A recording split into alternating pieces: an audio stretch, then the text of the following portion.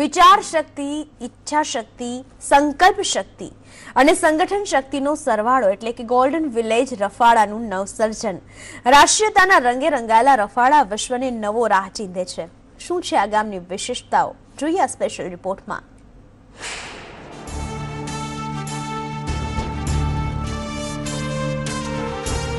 બગસરાથી 10 kilometre દૂર આવેલા છે ગોલ્ડન વિલેજ રફાળા ગામ. આખું એ ગામ સોના જેવા રંગે રંગાયું છે. આ છે ગામનો મુખ્ય પ્રવેશ દ્વાર. અહીંયા પ્રવેશ દ્વારથી જ દેશભક્તિના દર્શન થાય છે. ગામમાં કુલ 7 ગેટ બનાવાયા છે. આ ઉપરાંત ગામમાં અમર જવાન જ્યોત શહીદ સ્મારક, દરેક ક્રાંતિવીરોના નામના ચોક, અશોક સ્તંભ, પ્રાથમિક શાળાનું સરસ્વતી મંદિર, ગ્રામ પંચાયત સચિવાલય, પરમવીર ચક્ર વિજેતાઓની તસવીરનો પરિચય અને લાડલી ભવન કે જેમાં ગામની તમામ પરણેલી દીકરીઓના હાથના થાપા છે. આ સાથે વ્યસન મુક્તિનું પ્રદર્શન, એસટી બસ સ્ટેન્ડ અને તમામ ધર્મ સંસ્થાઓનું નવીનીકરણ, નારી ગૃહ, વાઈફાઈ, લાઇબ્રેરી અને આધુનિક સ્મશાન છે. તમામ યુવાનો વ્યસન મુક્તિ છે એનું અહીંયા પાછળ એ રીતે દર્શાવેલું છે. વ્યસન મુક્ત પરિવાર ને વ્યસન વાળો પરિવાર કઈ રીતે જીવે છે. અને અમારા ગામમાં જૂની પ્રણાલી રીતે ડ્રેસ કોડ રાખેલ છે.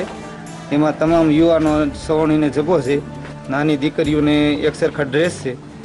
20 થી 45 વર્ષની સ્ત્રીઓને પિંક કલરની સાડી છે અને 50 થી 75 વર્ષની સ્ત્રીઓને ગ્રીન કલરની સાડી છે. સ્વચ્છતાનું પ્રતીક, રાષ્ટ્રપ્રેમને વરેલું આ ગોલ્ડન વિલેજ આજે લોકોના પર્યટનનું ઉત્તમ સ્થળ બની ચૂક્યું છે. ભારતનું પહેલું ગોલ્ડન વિલેજ બનાવનાર ગુજરાતી હીરો છે સવજીભાઈ વેકરિયા. ગામના દરેક પરિવાર અને સવજીભાઈના પરિવારજનો આવનારા મુલાકાતી મહેમાનોને સારી રીતે સાચવે છે. તેમણે સૌરાષ્ટ્રની મહેમાનગતિની પરંપરાને અહીંયા જાળવી રાખી છે. ગામમાં પ્રાથમિક શાળાઓ આજુબાજુના લગભગ એમ માનો તો 30 શાળાઓના બાળકો અહીંયા પ્રવાસી આવી ગયા છે.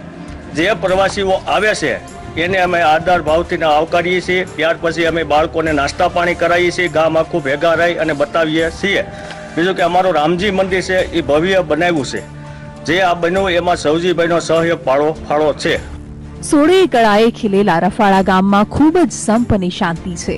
ખેડૂતો પણ સુખી અને સમૃદ્ધ છે. સોનેરી ગામની જેમ આ ગામની ખેતી પણ સોનેરી છે અને ખેડૂતો પોતાના ખેતરોમાં દેશી પદ્ધતિથી સોનું જ પકાવે છે. હું પણ ગોલ્ડન ખેતી જ કરું છું અને ગાય આધારિત ખેતી કરું છું અને ખૂબ સારો નફાકારક ખેતી કરું છું અને બધી ગાય આધારિત ખેતી છે એટલે ખર્ચ ઓછું લાગે છે. રફાળાના શિલ્પી સવજીભાઈ વેકરિયાએ રફાળાને અનોખી ઓળખ આપીને હજારો લોકોને પોતાના ગામમાં આવતા કર્યા છે. ત્યારે સરકાર આ ગામ સુધી પહોંચવા પાકી સડક અને એસટી મોકલે તો આ ગામની પ્રેરણા લઈને હજારો ગામડાઓ ગોલ્ડન બનશે તેમાં કોઈ શંકાને સ્થાન નથી. સૂર્યકાંત ચૌહાણ, સંદેશ ન્યૂઝ, અમરેલી.